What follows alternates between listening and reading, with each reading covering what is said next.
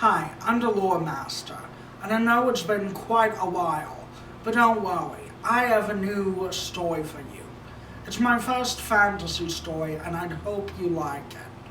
And unfortunately, the reason why we haven't been doing anything for 2 weeks is because of technical issues, but do not worry. I hope that we will get through this together. So, hopefully, you will enjoy the story. Let's begin.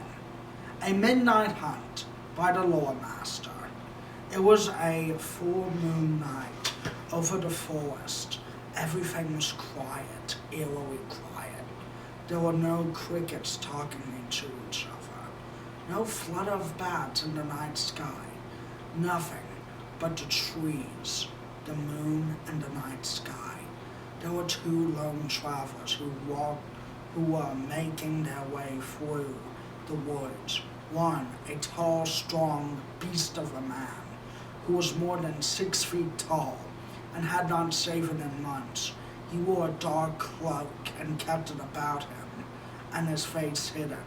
But if you look closely, you will notice piercing blue eyes, some curly blonde hair, and skin as brown as bronze. His companion was the complete opposite.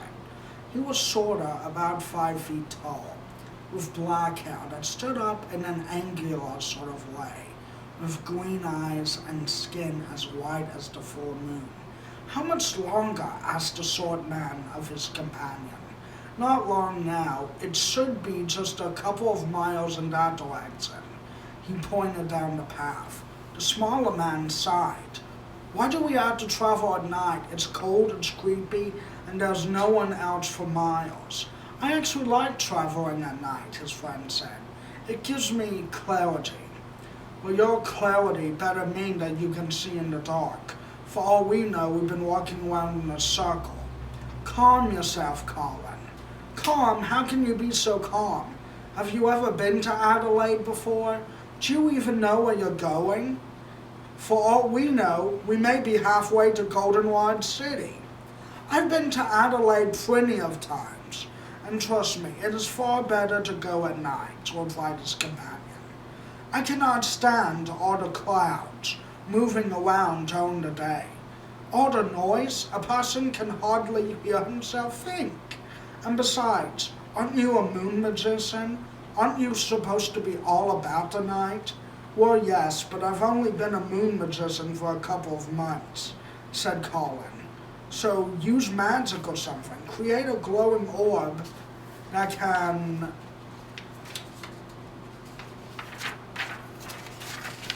show us the way, or cast a spell to use a star to give us the right direction. It's not that simple, Justin, said Colin. It takes years of practice to know how to do that. Like I've said, I've only been a moon magician for a couple of months. Justin sighed. Do they give that position to anyone who walks down the street? Just as Colin was about to say something, they heard something. It was a scurrying noise, and they looked in that direction at the sound. There, at the edge of the path, lay a human face, rotten and disfigured. What in Ultima is that? Asked Justin. It's a human face, Colin said, horrified. I think I'm gonna throw up. What do you think did this? Asked Justin. I don't know, said Colin. Maybe a star fox or something. There's supposed to be a lot of them out here. No, Justin said. It couldn't have been a star fox. What kind of star fox does that? You're right. Star foxes don't do this kind of damage, and they're usually afraid of humans. Whatever attacked this poor man was big and mean. So maybe we should start running to Adelaide, said Colin. He looked around and his friend was not there. He had already ran into the woods to see what kind of monster could do such a horrible thing. For God's sake, Justin, he cried. At least warn me before you take off. I gotta go find him before that monster finds him and us.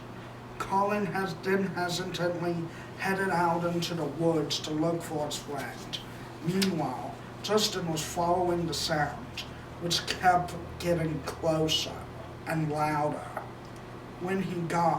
Which was a good sign, as it meant he was getting closer to whatever he was hunting for. He smiled to himself. Years of hunting in his father's castle allowed him to become a great hunter, but he heard something that made the smile fade. It was screaming, human screaming. Without a second thought, he drew out his sword and mumbled a spell. Star of light, give me the power to glow bright. His sword started to glow the color of candlelight, which allowed him to see better. Now, he said, let the hunt begin. Meanwhile, Colin was running through the brush, using moon magic to illuminate the path ahead. Why does Justin have to be so stupid, thought Colin. A simple walk to Adelaide. How hard is that to mess up? But no, Justin had to go running into the woods like a wild man in the middle of the night. When I find him, I'm gonna use a spell to turn him into a frog or something. Maybe then he'll learn his lesson. Then he heard the scream too. Without thinking, he ran in the direction of the scream. Hopefully it's nothing too dangerous, he thought to himself. Meanwhile, Justin had reached a clearing in the woods. There he found a horrific sight. 8 moon marchers. He had heard stories of these things, but he never expected to actually see one. Everyone in Colombia knew the legends, the dead souls of wayward travelers who had been murdered and all their belongings stolen, which meant their family had nothing to bury with them. So, by the night of the full moon, their bodies would rise up and try to steal any objects they could from people who traveled at night, so they can remember who they were before they died, especially their faces. If a moon mounter found something he wanted on you, then you were fine. But if he didn't, he would go into a rage and kill the person he trapped in the most brutal and horrific way possible, and skin their faces off. Now he was looking at them. He was filled with fear and disgust at what he saw. They were huge creatures, all skin and bone. Their skin as gray as a cloudy day, with chunks of meat missing from their body, and their eyes were nothing but empty sockets, as black as a moonless night. The worst thing about them was the smile on their faces, being long and stretched, with bloody mouths and rotten teeth that went from ear to ear. The sounds they made were screams of pain and a horrible gurgling sound, like something drowning. He could barely stand to look at them, knowing that at one time they were human beings. As Justin observed the sight before him, he was horrified to see there were 8 moon monsters with 12 captives, and they were about to begin tearing at the humans, to tear them apart and skin their faces. 8, he whispered to himself. That's impossible. Moon monsters are supposed to be solitary beings. Why would 8 of them work together? He clutched his sword and muttered a silent prayer, and ran into battle. Meanwhile, Colin had finally arrived at the clearing too. To his horror, he saw the moon monsters as well.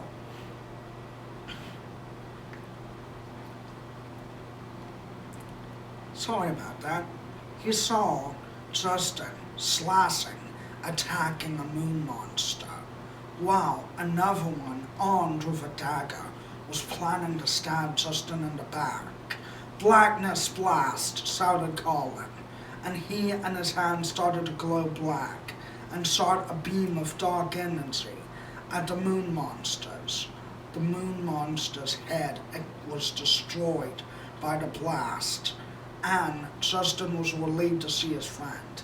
there you are you crazy, Justin? Colin said. 8 moon monsters. Are you trying to get yourself killed? What can I say? Justin said.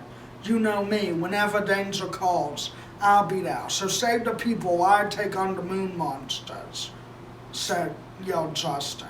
Colin ran to the terrified people, got out a knife and began cutting the ropes holding them. Thank you, one of them said. No problem, said Colin. In the meantime, Justin was fighting 2 moon monsters who were coming at him. He grabbed their heads and smashed them together, knocking them out. He then quickly ran his sword through their hearts, so they couldn't revive and attack again.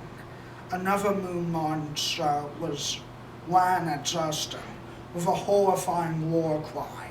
Justin turned and slid out of the way of the spear, pointed at him, knocking the moon monster's legs from under him. He then grabbed the spear and stabbed the moon monster in the gut, running it through him. Colin finally hand-tied all the prisoners and told them to run for their lives before using a spell to summon fireflies to make them into a path. Follow the fireflies. They will take you to the road, Colin said. May the gods rain blessings upon you, said one of the captors. Thank you, said Colin. Just one. So all the captors ran and followed the fireflies, which left Colin free to help Justin. The moon monsters have no idea who you're messing with, said Colin. Meteor mayhem, he shouted, causing the meteors to rain down on the remaining moon monsters. When Justin decapitated the last of them, they stood there looking at each other. Justin was out of breath, but Colin looked annoyed. What? Justin asked. I just saved a bunch of people from moon monsters. But you ran into the woods like a wild man, replied Colin. You can't just run into any situation swinging your sword around. This is insane. What if I hadn't gotten to you in time? You would have been dead along with all those poor people. Justin looked at the ground, ashamed. Look, Colin said, putting a hand on his shoulder. I'm not angry for what you did. I just want you to be more careful next time and give me a little warning before you shoot off into battle. We're a team. Justin smiled. All right, I promise I will try not to run into battle swinging my sword around like a madman. Good, Colin said. Now come on, you big lug. We still have to get to Adelaide before sunup. We better hurry. Oh, and one more thing. It was cool how you took on 2 of those moon monsters by yourself. Not as cool as you blasting one of their heads off with a spell, said Justin. So with that, they walked down the path and headed to Adelaide and their next adventure. What they didn't notice behind them was a 9 moon monster, clutching his sword and snarling at the 2, with murderous intent in his eyes. So, that is my dark fantasy horror story. I hope you all like it, and I hope you all enjoy it. And this is the Lore Master, signing off.